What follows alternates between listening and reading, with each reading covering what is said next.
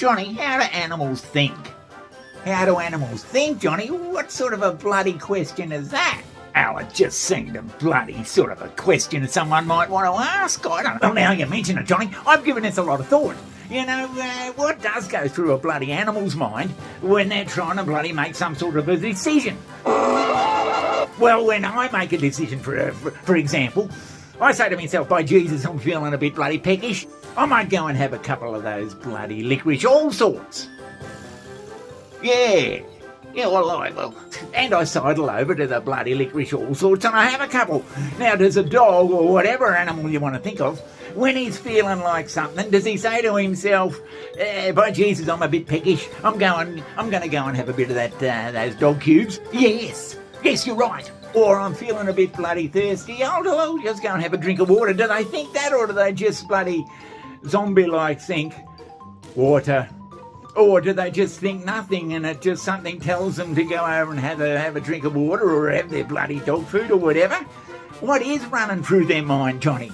Well, a dog wouldn't be yapping to itself, would it? It wouldn't be going yap, yap, yap, yap, yap in its bloody, in its head, sure. Your dog loves to curl up on the couch, but so do you. So you shoo him off and settle in for a cozy evening. After all, you're the human around here.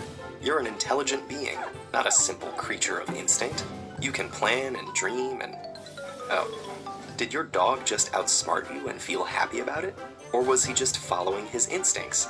Is there even a difference? What is he thinking? So what does go on in their head then when they're making the big decision about having a crap or that I'm feeling a bit hungry? Do they say I'm feeling a bit hungry, or do they just sort of walk? Yeah, and this exists in wolves as well. So very, very similar behavior.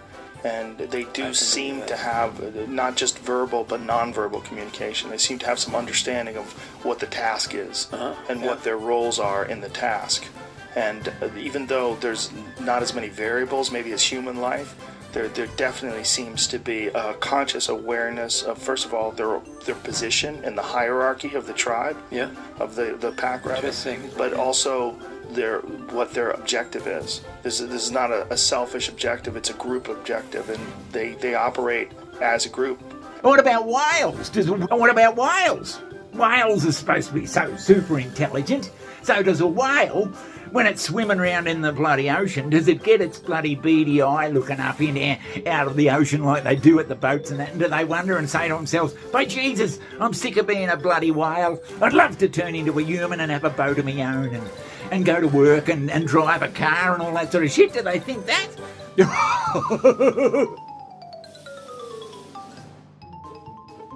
A bear doesn't have bear language going through its head like it's time to move to the bloody salmon stream to have a feed of salmon. They just sort of do it.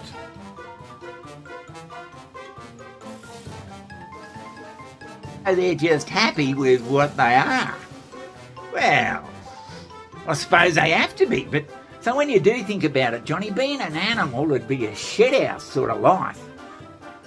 And wouldn't you think that if you're a dog or a cat or a bloody cow, you'd be thinking, by Jesus, I wish I was a bloody human? I mean, it'd be bloody normal for a cow to wish they were a person, surely. You don't think they think like that?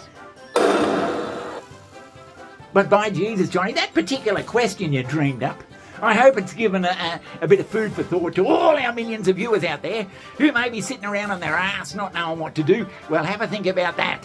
Think about what the bloody animals are thinking about. As long as you live, don't ever ask me more. But what about being a fish? I don't think there's much go through a fish's head. They just swim.